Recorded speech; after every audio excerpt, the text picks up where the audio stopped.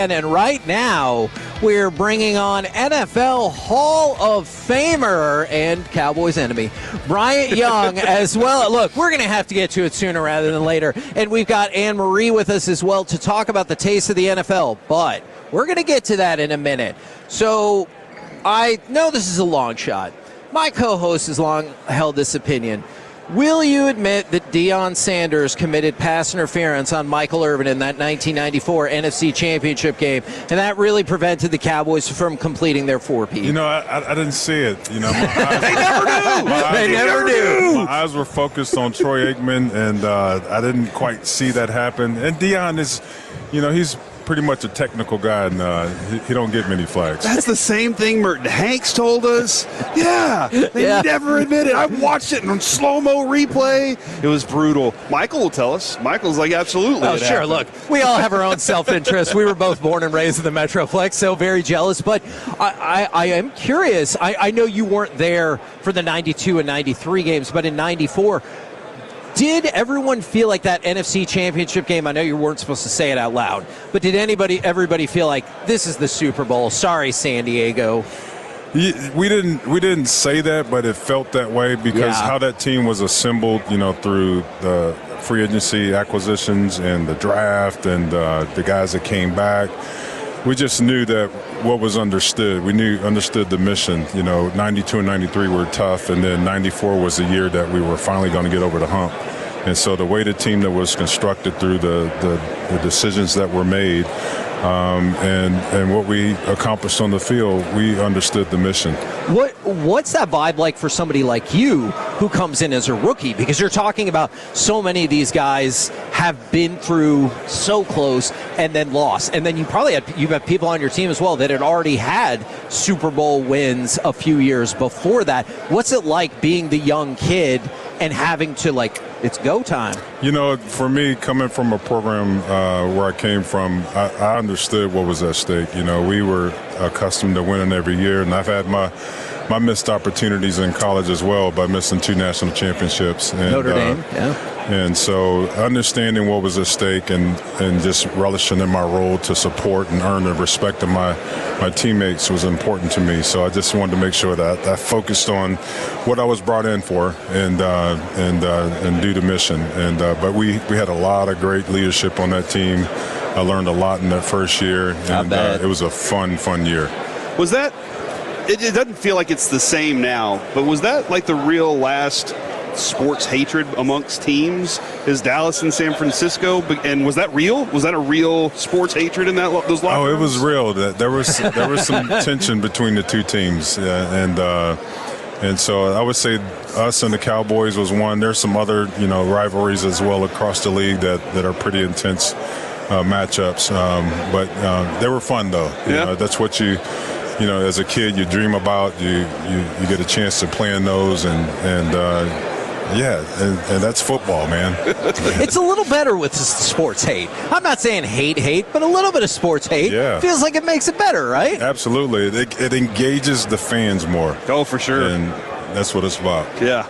Now, we have sat here for many, many years. Again, sorry to keep drawing up the Cowboys and 49ers parallel, but what's that wait like for the Hall of Fame? Because for longtime Cowboys fans, feels like we've been waiting forever for Darren Woodson to make the Hall of Fame when we all think it's justified.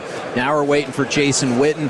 What's that wait like on the other side when you're like, man, I feel like my career speaks for itself, but kind of feels like you might have to politic for it a little bit too? Well, it's a wait game. It's you hope at the end of the day your body of work will. Absolutely, it's the determining factor. But sometimes things happen the way they do, and there's a process to it.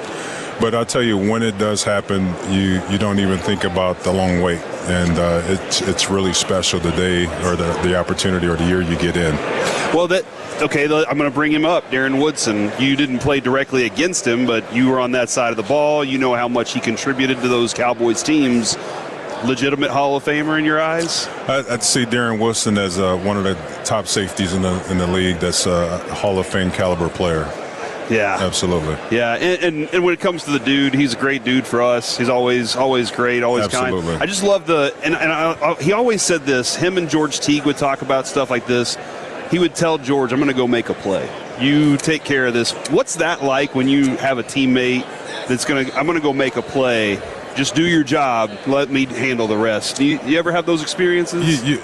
There's the guys that tell you that, and there are guys that tell you that without telling you that. You just you just rely on them, because that's what it's about. It's about accountability. I'm going to do my job, and I'm counting on you to do your job.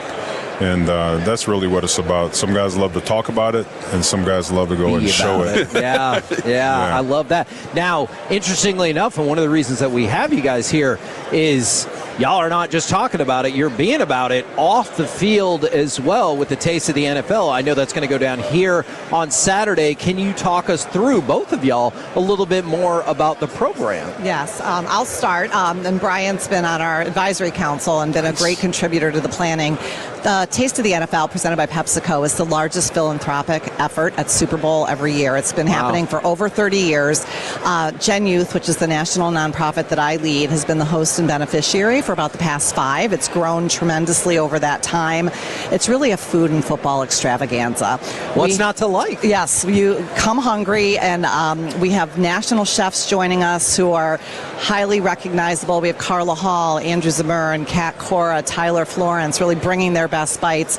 And then through our advisory council, which Bryant's a part of, we got recommendations on the best bites in San Francisco. So we will have 20 restaurants represented from San Francisco.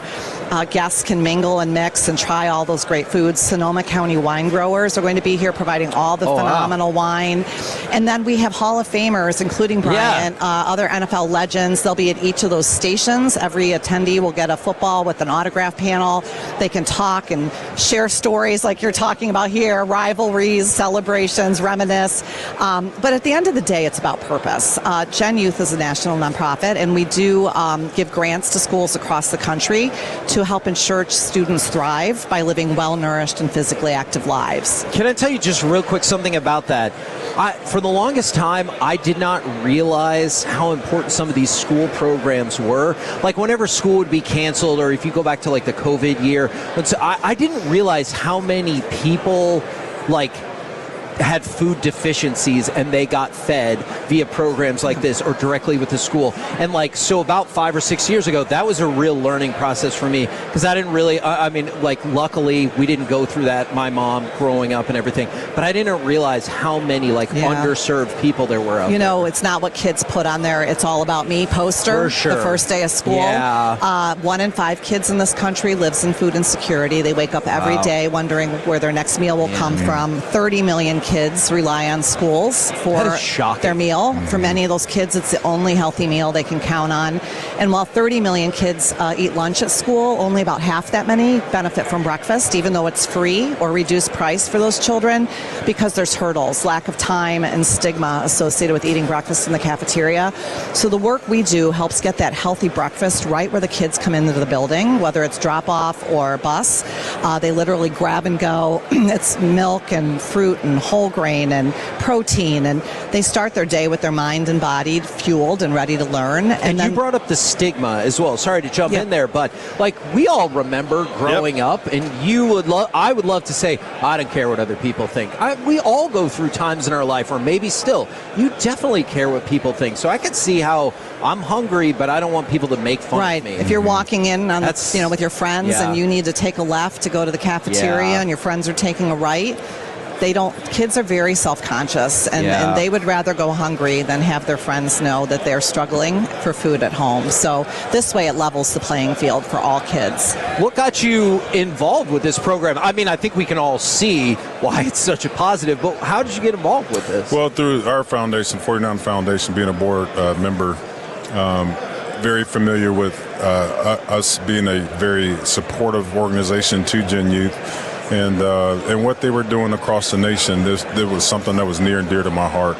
Anytime there's an opportunity to advocate and support that enhances young people in physical activity, education, in this case, food insecurity, I'm on top of it. And so this was an opportunity to me to be a part of this. And it was a no-brainer for me. Food, football, kids, support, thriving and supporting our next generation. I wanted to be a part of it. And so I've missed the taste of the NFL many years, and so this was a great opportunity to support a great organization and then to be a part of something really special. And so here I am. If you want to go with the tagline "Food, Football, Philanthropy," we'll just go ahead and loan that. Yeah. I feel like you can add fun in there too. Food, football, fun, and philanthropy. Philanthropy starts with a P, though. It's a little confusing. Yeah, it works. It works. We had It's the something phonetic, going. Yeah, that's true. My wife runs a nonprofit in the DFW area, and we've done a lot of work on our show every year. We do a 14-hour show to raise some money for a local group that we work with as well. It's I know there are challenges that are always kind of impediments that get in the way. When you were working with the school programs, was it open arms immediately, or did y'all really have to sell the mindset of this? There's such high need. Every year we offer these grants. We have more demand than we can meet. We do our best to meet all of those. Sure. We do prioritize those schools that are serving high-risk communities. And then, each year we offer the grants annually, so more and more schools can benefit from those. And then I think the hardest thing sometimes is what we talked about earlier, is that food insecurity is hidden. People don't realize how much schools, what role they play in children's lives in terms of their nourishment and well-being. And, every bit helps. So this event that we're doing here at the Super Bowl is really one of our largest fundraisers of the year. All net proceeds come back to Gen Youth. We then give those grants out to all 32 club markets, so schools in the Dallas region will benefit as they have every year. Yeah, because you're going to have a youth council out there. Yes, we work very closely with the Cowboys. We have a national youth council. Our work is about kids, and our students tell us, if it's about me, don't do it without me. So we do have a 25-member national youth council. They convene every year. The Cowboys are graciously allowing us to use the Star for that convening this summer. We're deeply engaged with all the clubs, including the 49ers here in San Francisco. And it's really about, again, children. Increasing access to healthy meals, and then we operate the NFL Flag in Schools program with all the clubs, and it's in 40,000 schools in this country, and that's through the generosity of the NFL Foundation, the NFL clubs, and then also individual giving. Kevin, one of the other things though that we see every year is, I wish I had more. I don't have this to contribute. You just pointed out every little bit helps, and that's sharing. Sharing the word, spreading the word. I always think is a huge deal. It is visibility, awareness. Again, in kind, cash.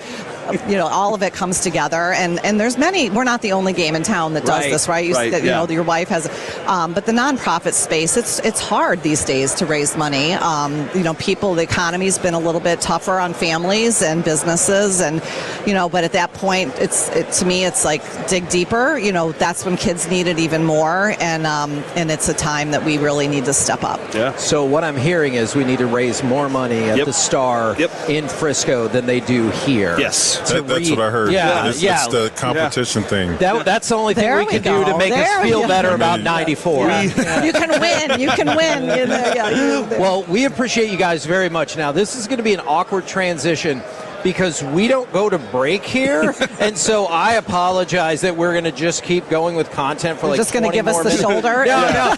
We'll just turn this way and talk to each other now. We have a break schedule except for this spot where we do 40 straight minutes. No problem. I know you guys got to move, but Bryant Young, Anne Marie, thank you guys very, very much. Taste of the NFL. We have a few tickets left. TasteOfTheNFL.com. Okay. Almost at capacity. We can still make this happen, though. Absolutely. You better hurry guys, and get those thank tickets. you so very, very much. You. We appreciate you. Thank you guys for having us.